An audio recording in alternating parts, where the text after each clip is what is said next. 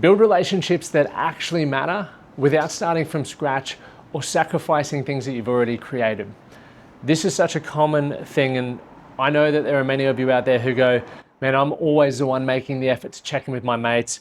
There's no time to catch up, or it never goes deep. I'm sick of superficial relationships.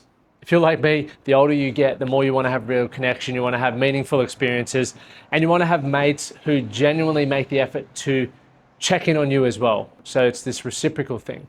In this video, I'm going to run you through why they're common things, how you can overcome them, and how you can create those meaningful friendships. Because what I'm worried about, if I'm being completely honest, is that as men get older, myself included, we're going to end up lonely. The data already points to that. But we have the opportunity, if we want to take control and develop these skills and do what I'm about to share, to build meaningful relationships that stand the test of time. Because think about it like this just quickly. If you've got 5 mates, right, 5 good mates, and as you get older, you know, men die, we die. Attrition, that sounds very gloomy, but that's true. You might move away, you might grow apart, things happen in life that separate friend groups. And let's say you go from 3 to 2 and you're one of the last man standing. What happens when that mate disappears? You'll have no one around you. And connection is one of the most important things in life, especially when you're a successful business owner. You need to be able to have mates to create experiences with, right? You've got the fucking money, go do fun stuff. You want to have people that you can lean on and that you can talk to as well. And you just want to feel valued and cared for. So this is what we're going to dive into. Now, the first thing we need to address is, why are you always the one who makes the effort reaching out? Well, what we actually want is we want mates who check in on us as well, to pick up the phone and get a phone call from your buddy who goes, hey, Lachie, been a minute, like, how you going? I just wanted to see what's going on. Tell me about life for you. How's the family? How's your running going? How's business? Talk to me.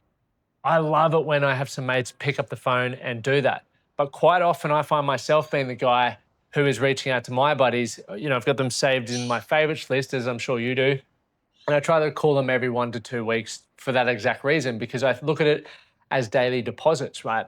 There's going to be times where you need to withdraw. Something will go wrong and you maybe need to pull some money out of the bank, so to speak, some relational money out of the bank. And if you aren't depositing in it, you might not have that there when you need it.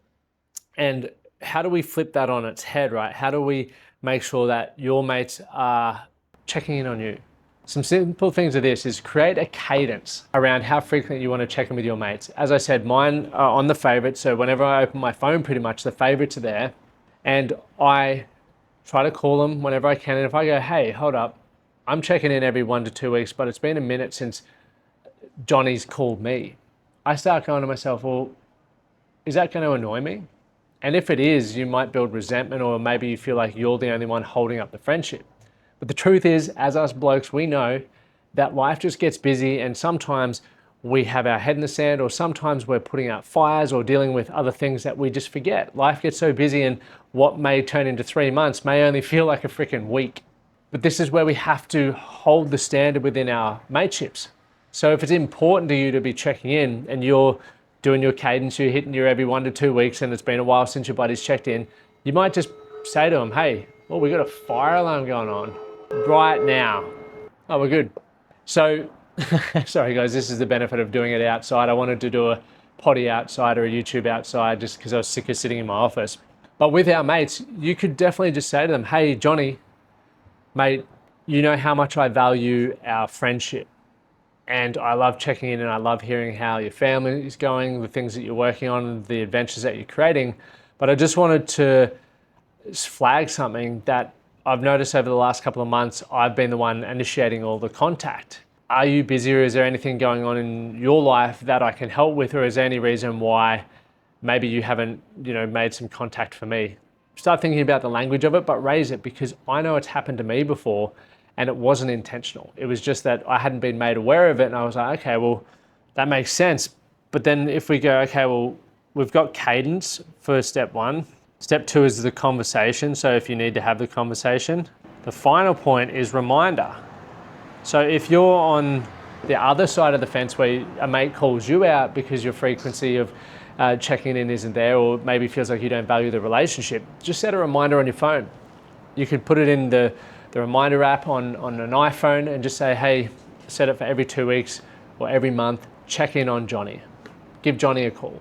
If you don't do that, but if you start doing that frequently enough, you're just going to do it anyway. I always get on the phone while I'm driving and just check in with my buddies, and before I put on music or before I put on a podcast. So that is what I would do. If you want your friends to check in on you, you've got to make sure firstly you're doing the same, because you can't ask for what you don't give. But if you are, then just have to have the conversation, because to me, it is setting and holding a standard of what mateship means to you and how it works. So think about the frequency or the cadence, how often you're doing it. If you need to have a conversation to bring the conversation up and set that standard, do it. But then finally set some reminders. Like once you've gone, oh yeah, maybe I do need to check in more. Don't rely on yourself in the beginning. I treat myself like an idiot because work's busy, life's busy, parenting's busy. I want my phone to tell me, then I'll call my buddies. Got that? If you have any questions, let me know, comment below if you have any different insights, but I do believe that that's a really important thing to build great relationships without starting from scratch and making them meaningful. The second one, no bloody time to catch up. How often does that happen? You say to your mates, hey, let's do something. It's like, oh mate, I've got this work event on, or school sports, or whatever it is. There's just always a reason why there's no time to catch up.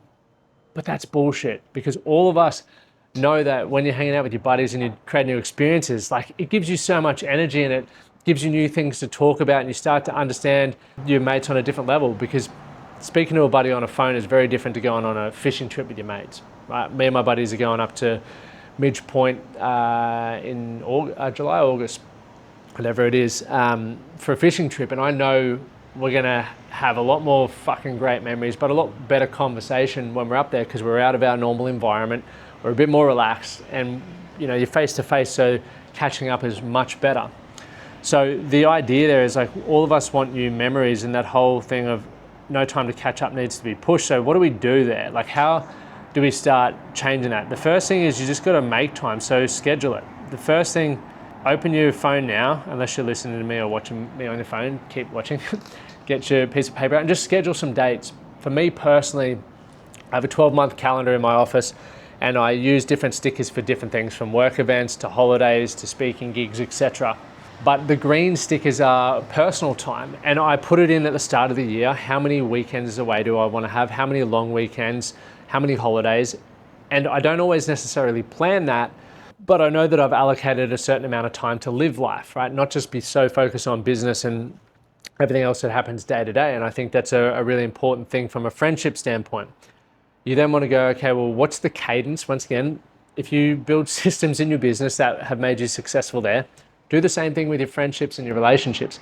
But you think about the cadence. I might do a catch up with my mates every quarter, like a good catch up, or it might be every biannually or annually, whatever it is for you. But the key is to schedule it, right? When you put it in there, the time is done. The next thing is lock in what it is.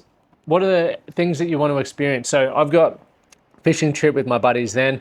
And then in November, I'm going up to Townsville to the World PBR bull riding world champs or finale or whatever it is with some other mates. So we've locked that one in, and I've made time for the fishing trip. So we've got 2 trips locked in. And the key is once you've locked one in and you're finishing another one, book the next one, because it's so much easier to keep the momentum than to create the momentum. So that is what I would do there if you want to get over the hump or the speed bump of saying we don't have enough time. Sometimes you need to do full big experiences, and I call it bucket list, where it costs a little bit of money and you remove yourself from your normal day-to-day environment. But then if your mates live around the corner, you might do what we call mini bucket lists, cost little to no money and not too much time, where you might go for coffee, you might go for a training session together, whatever it may be. So consider those 2 things there. Does it need to be a big trip for the boys, or something a little bit easier? So that will help you overcome that fucking ridiculous excuse of no time to catch up. Now the third one, it never goes deep. You're catching up with the same people. It's always superficial chat, talking about the footy, brushing over the challenges of life, but you're sitting there knowing that you're dealing with some shit and you want to talk to your buddies about it, but it never gets there. Don't know if you're there or not, but I've been there a lot of the time. It's easy to talk about work problems, but what about life problems? Who are you beyond the business? So the goal there, the milestone that we all want is our friends who really know you, not the mask, not the, we want to know the man behind the mask. So some things to do there, and it almost brings back to the different memories. When you go away and get out of the environment, you're a lot more likely to have different conversations because you break routine, you have this pattern interrupt. The second thing is doing hard things together. I can tell you, I've met people for the first time when they've come to do something hard with me. And I learn more about them and they share more with me and vice versa than they've probably shared to any of their mates in their life, because for whatever reason, when we're hurting, when we're in the hurt locker, we talk about every other problem. It seems easy in comparison to what we're doing. And so if you want a friend to really know you, you've got to allow them to know you, which means you've got to remove the mask. So who are you behind that? And that's where we start looking at, once again, you need to start working on yourself. That's self-development, can be helpful, but you've got to lead through vulnerability. Be the bloke to say, hey, Johnny, I'm going to keep using Johnny, who's a made up name. Johnny might say, hey, Lockie, how you going? And I can turn to Johnny and I could say the normal, yeah, I'm going well, mate. Work's going well, yep. Or I could go, mate, it's an interesting question. I'm glad you asked me. This is going well, work's going well, but at home I'm really struggling. I've just had a new kid and it's changed the dynamics of my life up. My training schedule's out. My relationship with my wife looks a little bit different. And I'm just trying to navigate that. So if you have any tips, I know you've been through a similar thing. If you've got any tips for me, I'd love to hear that. And we actually use that question to deliver a constructive response, or open it up for a constructive bit of feedback, or just allow them to understand what we're going through, because it will change the whole dynamic. But then your mates will really start to know you. They'll go, Lockie wears his heart on his sleeve and he tells me what's going on and it makes me feel comfortable, and it's created this environment where I can now share the things with him. And that's where you get those mateships that stand the test of the time, right? Because we can all shoot the shit. We can all talk about footy. We can all have a beer together. But do you know what your mates are going through on the most challenging of times? Because if you've gone to war, and obviously not literally, but if you've shared some moments together where your mate's been at rock bottom and you've walked side by side with him, he's going to be in your corner for the rest of your life, and vice versa. You've got mates who want to do that. And that's where it literally has to start at this whole, we have mates that check in with us. That's important. We want to have the memories so we're creating new experiences, but we also want our mates to know us. That's going to help you build real quality relationships, friends that you can lean on for the test of time. And I think a great thing, just going back to point 2, is when you're doing these new catch-ups or adventures, occasionally bring some new mates. Say, hey, invite a mate along who I haven't met before. It'd be cool to continue meeting like-minded people and see who else you're hanging out with in your life, because I think you're a great person. You would only have and surround yourself with good people. So that's what I would recommend there. Now, if you got value from that, you know what to do. Drop some comments, share your insights, hit subscribe. That's all I'm asking for from this video. Nothing else. If you're also here, I've been working with men for over a decade. Literally, that blows my mind. It's really starting to make me feel old.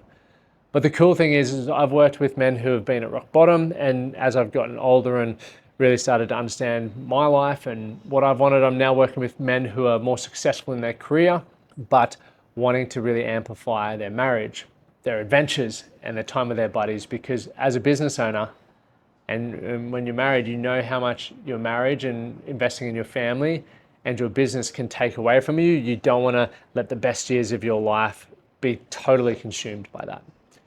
So make sure you hit subscribe. I'm dropping a weekly video. I look forward to chatting to you guys soon. Cheers.